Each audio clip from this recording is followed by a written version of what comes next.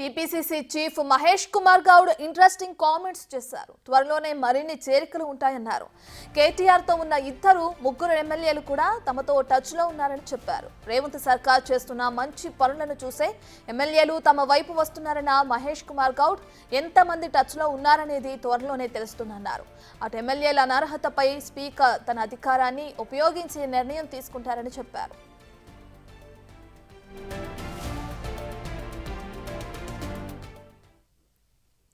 చేరికల కొరకు చాలా మంది వేచి చూస్తూ ఉన్నారు.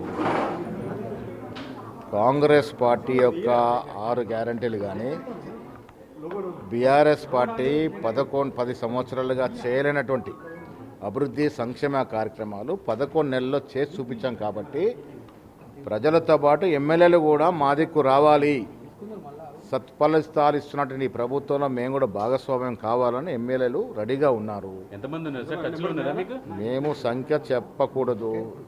చాలా నేను గతంలో కూడా చెప్పాను, రోజు కేటీఆర్ చుట్టూ తిరిగే 2-3 ఎమ్మెల్యేలు కూడా మాతో టచ్లో ఉన్నారు. అవుతారు సమయం మేము సరే ఉప ఎన్నికలు వస్తాయని వాళ్ళు ఊగిర్లు ఊగినారు. ఇప్పుడు తేలిపోయింది కదా ఉప ఎన్నిక వస్తుందో రాదా అని. పోనీ ఉప ఎన్నిక రాకపోయినా వారికి మంచిది, ఎందుకు ఉప ఎన్నిక వస్తే మళ్ళీ పార్లమెంట్ రిజల్టే వస్తుంది బీఆర్ఎస్కి. సో ఒక రకంగా కేటీఆర్ ఉప ఎన్నిక రాకూడదని కోరుకుంటే మంచిది. వాళ్ళ పార్టీ వల్ల 0 గ్రౌండ్ అయి ఉన్నది. పార్లమెంట్లో రిజల్ట్ చూసినాం వాళ్ళ పర్ఫార్మెన్స్ ఏంటి. రైట్, ఇక టీపీసీసీ చీఫ్ మహేష్ కుమార్ గౌడ్ కొన్ని సెన్సేషనల్ కామెంట్స్ చేశారు. దాన్ని ఇప్పుడే మనం చూసాము. కొంతమంది తనకి టచ్ లో ఉన్నారు, కేటీఆర్ తో ఉన్న 2-3 ఎమ్మెల్యేలు కూడా ఆయన చెప్తున్నారు. దీనికి సంబంధించి పూర్తి డీటెయిల్స్ అందించడానికి మా ప్రతినిధి హేమ లైవ్ లో జాయిన్ అవుతున్నారు. రైట్ హేమ, ఈ కామెంట్స్ ని మీరు చూసారా? ఉన్న 2-3 కూడా మాకు టచ్ లో ఉన్నారు, కాంగ్రెస్ లోకి రావాలని చూస్తున్నారని కూడా చెప్పి ఆయన అంటున్నారు. దీన్ని ఎలా చూడొచ్చు అంటారు? ఒకవేళ ఈ చేరికలు కనుక జరిగితే ఇక బీఆర్ఎస్ పార్టీ ఖాళీ అయిపోతుంది అనుకోవచ్చు అంటారా? ఎస్, మొత్తానికి టీపీసీసీ చీఫ్ మహేష్ కుమార్ చేసినటువంటి కామెంట్స్ ప్రజెంట్ అయితే సంచలనం రేపుతున్నాయని చెప్పుకోవచ్చు. ఎందుకంటే అసలు ఇన్ని రోజుల పాటు కూడా పార్టీ మారాలంటే కొంతమంది బీఆర్ఎస్ ఎమ్మెల్యేలు ఆలోచించినటువంటి పరిస్థితి. మరొక వైపు ప్రస్తుతం ఏదైతే ఎమ్మెల్యేలకు సంబంధించినటువంటి అనర్హత పిటిషన్ ఉందో దానికి సంబంధించి కూడా ఒకవైపు హైకోర్టులో విచారణ అనేది కొనసాగుతుంది. సో ఈ నేపథ్యంలో ఎవరైనా వచ్చినా సరే తలకై నొప్పిగా మారుతుంది అని కూడా అధిష్టానం భావించింది. సో ఈ రోజు ఉదయం మాత్రం అటు హైకోర్టు ఇచ్చినటువంటి తీర్పు కాంగ్రెస్కి బలం చేకూర్చిందని చెప్పుకోవచ్చు. ఎందుకంటే ఏదైతే అనర్హత పిటిషన్కి సంబంధించినటువంటి ఏదైతే ఆర్డర్ ఉందో దానికి సంబంధించి పూర్తి నిర్ణయం కూడా అటు స్పీకరే తీసుకోవచ్చు. దానికి కూడా ఎటువంటి సమయం లేదు, ఎప్పుడైనా అతను తీసుకోవచ్చు అని ఒక ఆర్డర్ని కూడా అటు హైకోర్టు పాస్ చేసింది. సో ఈ నేపథ్యంలో కాసేపటి క్రితం టీపీసీసీ చీఫ్ చేసినటువంటి కామెంట్స్ కూడా సంచలనంగా మారాయని చెప్పుకోవచ్చు. ఎందుకంటే కేటీఆర్తో అతి క్లోజ్గా ఉండి రోజు ఉదయం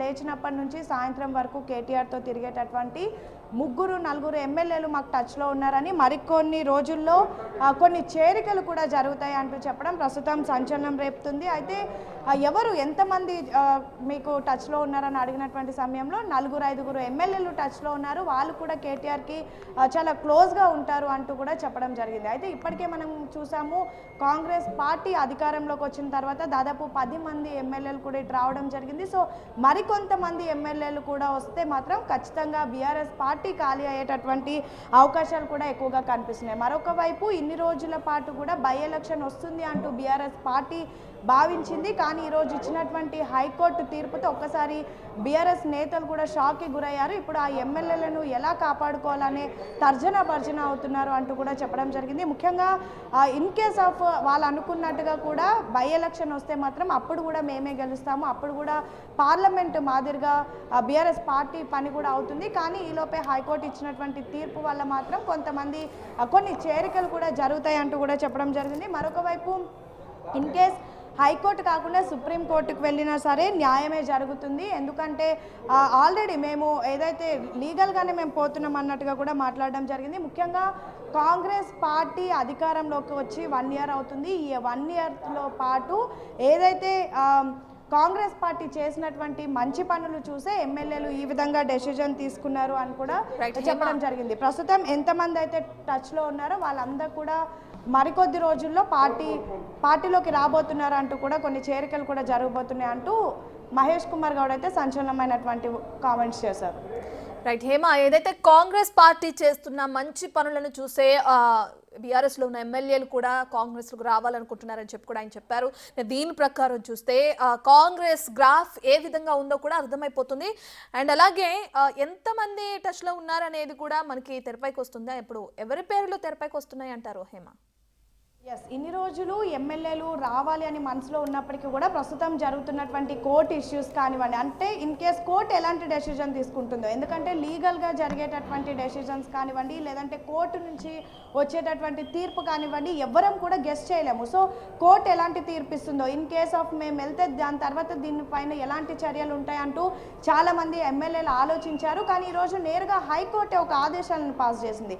ఏదైతే ఎమ్మెల్యేలకు సంబంధించినటువంటి అనర్హత పిటిషన్ సంబంధించినటువంటి తీర్పు వెల్లడించినటువంటి సమయంలో నేరుగా స్పీకరే దీనికి సంబంధించినటువంటి నిర్ణయం తీసుకోవచ్చు. పూర్తి నిర్ణయం కూడా స్పీకర్ చేతిలోనే ఉంటుంది. దీనిలో ఇంకా మేము ఇన్వాల్వ్ అవ్వడానికి లేదు, స్పీకర్కి కూడా ఎటువంటి సమయం లేదు, అతను ఎప్పటి వరకన్నా ఈ డెసిజన్ తీసుకోవచ్చు అన్నారు. సో ఈ నేపథ్యంలో ఈ వర్డ్స్ అనేవి కాంగ్రెస్కి కాస్త బలం చేకూర్చే, మరొక వైపు ఎవరైతే బీఆర్ఎస్ నుంచి కాంగ్రెస్కి రావాలనుకుంటున్నటువంటి ఎమ్మెల్యేలకు కూడా ఇది ఒక బెనిఫిట్ అనే చెప్పుకోవచ్చు. ఇన్ని రోజులు maybe court in case of disqualify చేస్తే మళ్ళీ బై ఎలక్షన్స్ వస్తాయి, ఎందుకు ఇదంతా అని చాలామంది ఎమ్మెల్యేలు ఆలోచించారు. కానీ ఇప్పుడు అలాంటి ఛాన్స్ కూడా లేదు, స్పీకర్ చేతిలోనే ఉంది. కాబట్టి స్పీకర్ నిర్ణయం అనేది పాజిటివ్గానే ఉంటుంది. ఎందుకంటే వాళ్ళు కూడా అన్ని ప్రొసీడింగ్స్ కానివ్వండి, లేదంటే ఏదైతే ఫార్మేట్ ఉందో అంతా చూసే బిహేవ్ చేస్తారు. కాబట్టి ఖచ్చితంగా ఇది మాకు పాజిటివ్ అవుతుందని చాలామంది భావిస్తున్నట్టుగా తెలుస్తుంది. ఇన్ని రోజులు మనసులో ఉన్నప్పటికీ కూడా ఎందుకు వచ్చిన గోలా అని ఆగారు. ఇటు పార్టీ కూడా ఇన్ కేస్ ఆఫ్ మళ్ళీ వస్తే ఆ సిచ్యువేషన్స్ ఎలా ఉంటాయని ఆలోచించినట్టుగా తెలుస్తుంది. కానీ ఈరోజు హైకోర్టు ఇచ్చినటువంటి తీర్పు మాత్రం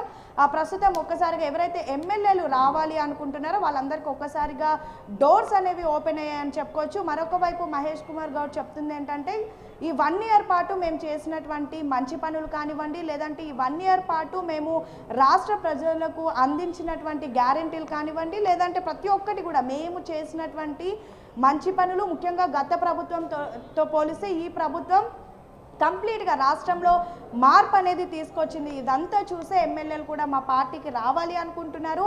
ఆల్రెడీ కేటీఆర్కి ఉదయం నుంచి సాయంత్రం వరకు కేటీఆర్తో తిరిగి అన్నీ కూడా ప్రతిరోజు మనం కేటీఆర్తో చూసేటటువంటి కొంతమంది ఎమ్మెల్యేలు కూడా మాకు టచ్లో ఉన్నారు. దాదాపు 3-4 ఎమ్మెల్యేలు అయితే టచ్లో ఉన్నారంటూ కూడా మహేష్ కుమార్ గౌడ్ చెప్పారు. సో త్వరలోనే ఇటు కాంగ్రెస్ పార్టీలోకి కూడా కొన్ని చేరికలు జరగబోతున్నట్టుగా కూడా అర్థమవుతుంది. ఎందుకంటే ఎటువంటి ప్రాబ్లమ్స్ కూడా లేవు, ఆల్ క్లియర్ అయిపోయినాయి. కాబట్టి ఖచ్చితంగా ఎవరైతే జాయిన్ అవ్వాలి అనుకుంటారో వాళ్ళు చక్కగా వచ్చి జాయిన్ అయ్యేటటువంటి సిచ్యువేషన్స్ కూడా వచ్చాయి. కాబట్టి మహేష్ కుమార్ గౌడ్ కూడా చెప్పినటువంటి నేపథ్యంలో ఖచ్చితంగా ఎవరైతే బీఆర్ఎస్కి సంబంధించినటువంటి ఎమ్మెల్యేలు కాంగ్రెస్ పార్టీలో జాయిన్ అయ్యేటటువంటి డేస్ దగ్గర పడ్డాయనే చెప్పుకోవచ్చు.